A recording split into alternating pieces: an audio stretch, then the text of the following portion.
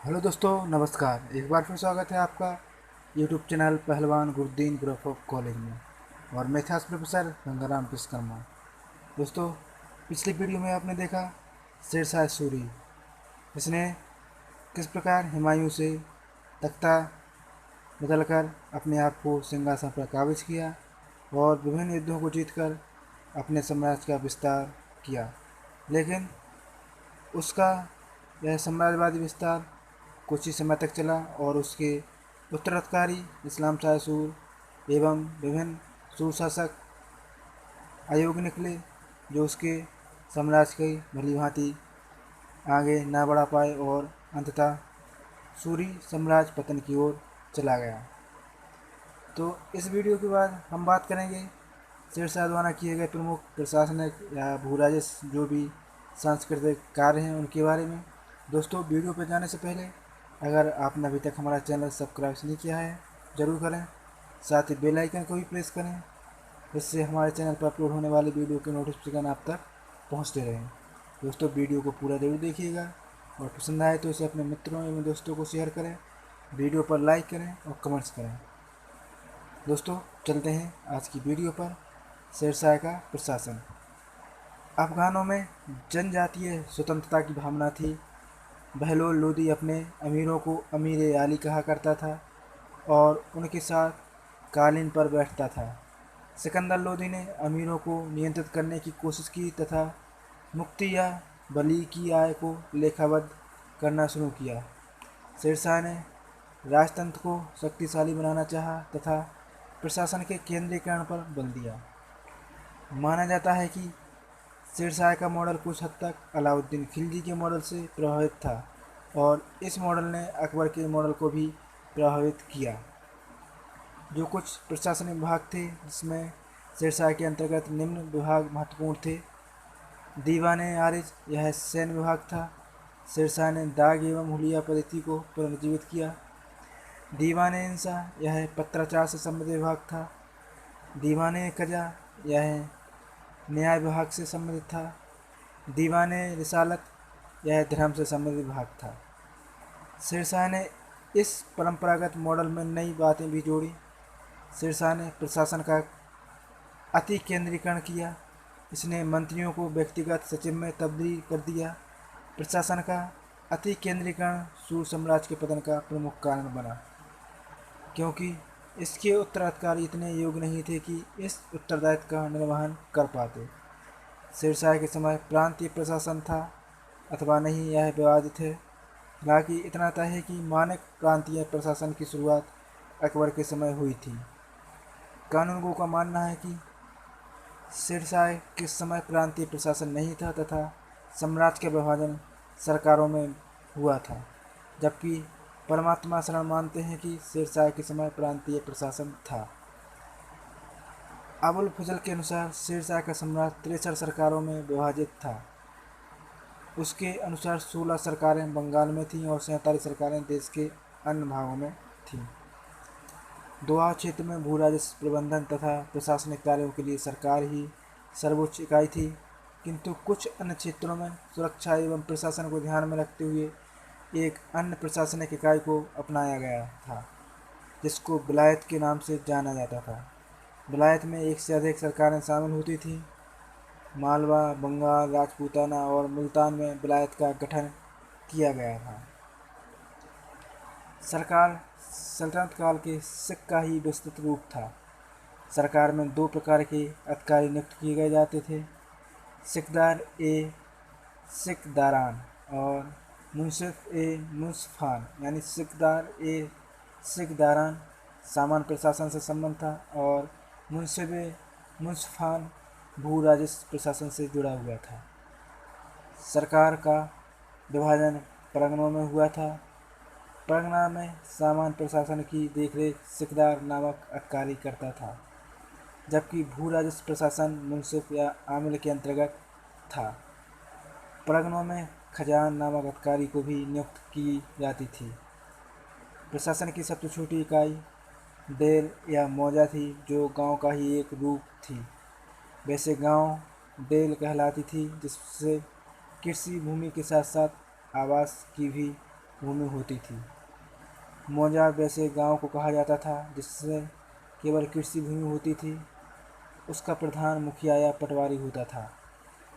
शेरशाह ने कानून व्यवस्था को बनाए रखने के लिए क्षेत्रीय उत्तरदायित्व का सिद्धांत निर्धारित किया, अर्थात क्षेत्रीय अपराध के लिए संबंधित क्षेत्र के जमींदार को उत्तरदायी ठहराया जाता था। शेरशाह ने अलाउद्दीन खिलजी के मॉडल पर सैन्य सुधार करते हुए हुलिया एवं दाग प्रणाली को पुनः प्रारंभ किया। आप जानते हैं भू राजस्व व्यवस्था के बारे में। तो भू राजस्व प्रशासन में भी शेरशाह के मॉडल ने अकबर के मॉडल को प्रभावित किया। शेरशाह से पूर्व अलाउद्दीन खिलजी एवं सिकंदर लोदी ने भूमि माप की प्रणाली अपनाई थी। शेरशाह के भू राजस्व सुधार के निम्न उद्देश्य थे: उत्पादन में वृद्धि, रैयतों की सुरक्षा, राजकीय आय में वृद्धि। शेरशाह ने इस सुधार की प्रक्रिया हेतु अहमद खान नामक अधिकारी को अधिकृत किया। अहमद खान ने हिंदू ब्राह्मणों की सहायता से भूमि की माप कराई और कृषि भूमि का एक दस्तावेज तैयार किया। भूमि माप में शेरशाह ने माप की इकाई के रूप में गजे सिकंदरी का प्रयोग किया, जो 39 अंगुल या 32 इंच या 3/4 मीटर होता था। शेरशाह की भूमि माप की पद्धति जब्ती पद्धति कहलाती है। जब्ती पद्धति टोडरमल पद्धति के नाम से भी जानी जाती है, क्योंकि टोडरमल को इस प्रणाली का जनक माना जाता है। माप की इकाई के लिए शेरशाह ने जरीब का प्रयोग किया। यह सन के डंडे या रस्सी की बनी होती थी। माप क्षेत्र की सबसे छोटी इकाई बीघा को माना गया है और सबसे बड़ी इकाई परगना को माना गया था। शेरशाह की पद्धति रैयतवाड़ी पद्धति के नाम से जानी जाती थी। शेरशाह ने किसानों से प्रत्यक्ष संबंध स्थापित किए थे। प्रत्येक किसान को पट्टा दिया जाता था और उससे कबूलियत लिखवाई जाती थी। पट्टे में जमीन के स्वामी का नाम आदि स्पष्ट किया जाता था। कबूलियत में यह बात स्पष्ट की जाती थी कि संबंधित किसानों को कितना राजस्व प्रदान करना है। शेरशाह ने जमीन को 3 भागों में विभाजित किया था और यह विभाजन उत्पादकता के आधार पर होता था। यह विभाजन उत्तम, मध्यम और निम्न भूमि के रूप में किया गया था। शेरशाह के समय भू राजस्व की दर कुल उत्पादन का 1/3 थी। शेरशाह ने अनाजों की दर तालिका तैयार कराई, जिसे रय के नाम से जाना जाता था। दर निर्धारण के लिए आसपास के क्षेत्रों के मूल्य को आधार बनाया जाता था। किसानों को यह विकल्प दिया गया था कि वे अनाज या नकद में भू राजस्व अदा कर सकते हैं। भू राजस्व के अतिरिक्त कुछ अन्य प्रकार के कर भी लिए जाते थे। भूमि माप के जो अधिकारी थे एवं भू राजस्व वसूल करने वाले अधिकारी को वेतन देने के लिए जरीबाना और मुहासिलाना नामक कर भी लगाया जाता था। जरीबाना उत्पादन का 2.5% तथा मुहासिलाना उत्पादन का 5% होता था। इसके अतिरिक्त यह भी प्रावधान था कि अकाल से निपटने के लिए कुल उत्पादन का 2.5 सेर प्रति मन अनाज राज्य के गोदाम में सुरक्षित रखा जाता था। इसकी सूचना हमें हसन खां के तारीख़ शेरशाही से प्राप्त होती है। अब बात करते हैं आर्थिक एवं सांस्कृतिक कार्य की। तो शेरशाह द्वारा निर्मित 4 सड़कें विशेष रूप से उल्लेखनीय हैं।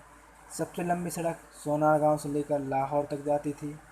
इस सड़क को आज भी ग्रैंड ट्रक रोड कहते हैं। इसकी लंबाई 1500 कोस थी। दूसरी सड़क आगरा से बुरहानपुर तक, तीसरी आगरा से जोधपुर एवं चित्तौड़ तक और चौथी लाहौर से मुल्तान तक जाती थी।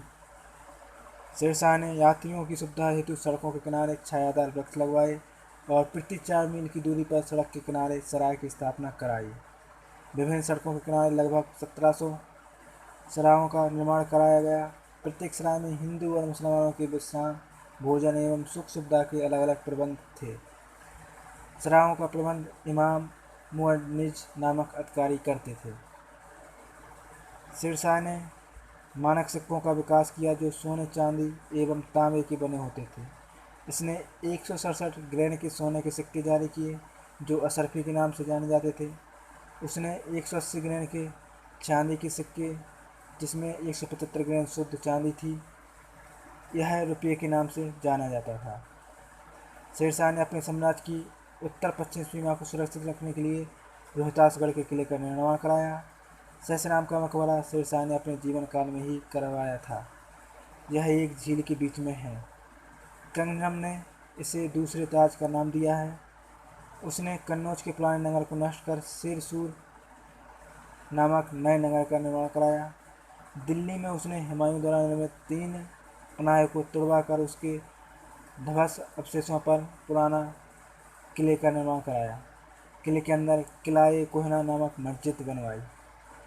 शेरशाह ने राजधानी दिल्ली में दान का लंगर स्थापित करवाया, जिसमें 500 अशरफी प्रतिदिन खर्च होती थी। शेरशाह के काल में ही जौनपुर के मलिक मोहम्मद जायसी ने पद्मावत की रचना की। कानूगो ने शेरशाह के बारे में कहा है, वह बाहर से मुस्लिम और अंदर से हिंदू था। तो दोस्तों, आज की वीडियो में आपने देखा शेरशाह सूरी की प्रशासन व्यवस्था, साथ ही भू राजस्व व्यवस्था और उसके आर्थिक एवं सांस्कृतिक कार्य। दोस्तों, वीडियो को पूरा देखने के लिए धन्यवाद। वीडियो पसंद आई हो तो अपने दोस्तों या मित्रों को शेयर करें और वीडियो पर लाइक और कमेंट्स जरूर करें। धन्यवाद।